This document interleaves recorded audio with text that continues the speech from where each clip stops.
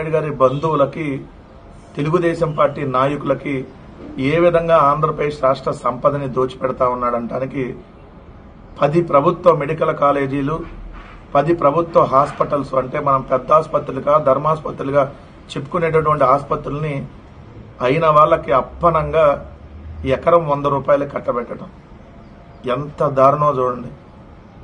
ఆంధ్రప్రదేశ్ రాష్ట్రంలో మెడికల్ కాలేజీలు ఎన్ని ఎకరాలుంటే ఒక్కొక్క ఎకరం 100 రూపాయలు.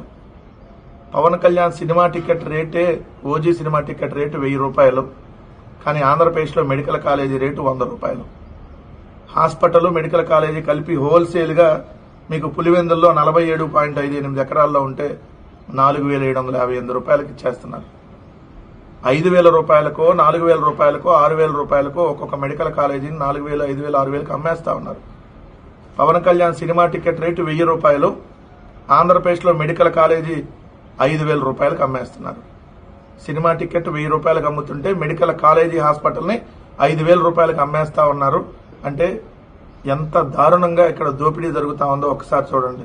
జగన్మోహన్ రెడ్డి గారు అధికారంలో ఉన్నప్పుడు 2 సంవత్సరాలు కోవిడ్ ఉన్నా కేవలం 3 సంవత్సరాల తన టర్మ్లో 17 ప్రభుత్వ మెడికల్ కాలేజీలని స్టార్ట్ చేసి దాంట్లో 5 మెడికల్ కాలేజీలకి ఆయన ఉన్నప్పుడే ఆల్రెడీ అడ్మిషన్లు చేసి, దాని తర్వాత ఇంకొక మెడికల్ కాలేజీ పాడేరుకు, మొత్తంగా 6 మెడికల్ కాలేజీలు ఈరోజు రన్ అవుతా ఉన్నాయి. 4 మెడికల్ కాలేజీలు పూర్తయి ఉన్నాయి, అంటే మొత్తంగా 10 పూర్తయినట్టు. కానీ ఆ పూర్తయినటువంటి మెడికల్ కాలేజీలు అక్కడ ఏదో ఒక 50 కోట్లు, 100 కోట్ల పనులు పెండింగ్ ఉంటే దాన్ని పీపీపీ అనేటటువంటి విధానంలో ప్రైవేట్ వాళ్ళకి అప్పచెప్పేస్తున్నామని చెప్పి నిన్న టెండర్లను పిలిచారు. ఈ టెండర్లలో క్లియర్ గా వాళ్ళు ఎవరికి ఇవ్వాలనేది ముందుగా ఫిక్స్ చేసి టెండర్లు పిలిచారు. దాంట్లో మీరు చూస్తే పులివెందుల, మార్కాపురం, మదనపల్లి, ఆదోని ప్రభుత్వ వైద్య కళాశాలను, ప్రభుత్వ హాస్పిటల్ను ప్రైవేటుకు దారాదత్తం చేసేందుకు టెండర్లు ఆహ్వానించారు. 4టికి వేరువేరుగా టెండర్లు పిలిచారు.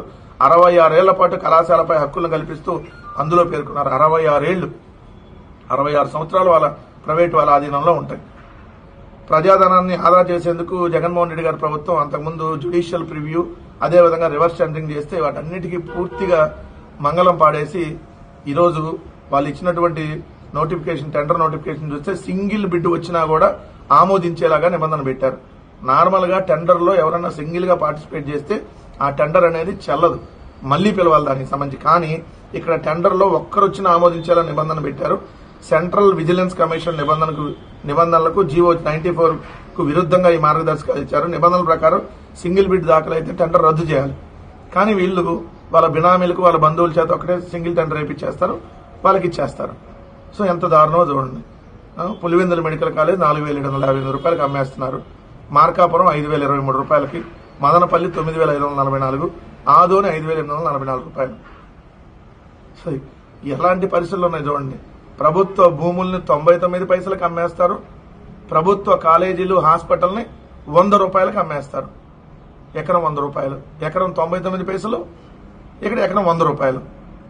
సో ఆంధ్రప్రదేశ్ రాష్ట్రానికి ఈ చంద్రబాబు నాయుడు గారి ప్రభుత్వం ఒక పేడలాగా దాపరించింది, ఒక శనిలాగా దాపరించింది ఈ కూటమి ప్రభుత్వం అంటానికి ఇది నిదర్శనం కదా. ఇంటర్మీడియట్ బైపీసీ చదువుతున్నటువంటి లక్షలాది మంది విద్యార్థులకి శాపంగా ఈరోజు చంద్రబాబు నాయుడు గారి ప్రభుత్వం తయారైంది. వాళ్ళు భవిష్యత్తులో డాక్టర్లు అవ్వాలనేటటువంటి ఆలోచనతో చదువుకునేటటువంటి ఆ విద్యార్థుల్ని చదువుకు దూరం చేసేస్తూ, అలానే పేదవాడికి ఏదైతే ప్రభుత్వ ఆసుపత్రిని దూరం చేస్తూ, పెద్ద ఆసుపత్రిని, ధర్మాసుపత్రిని దూరం చేస్తూ చంద్రబాబు నాయుడు గారు ప్రైవేటుకి కట్టబెడుతున్నటువంటి తీరు ఆంధ్రప్రదేశ్ రాష్ట్రాన్ని పూర్తిగా పప్పు బెల్లాల్లాగా పూర్తిగా అమ్మకానికి పెట్టాడంటానికి ఈ రోజు పిలిచినటువంటి టెండర్లే ఒక నిదర్శనం.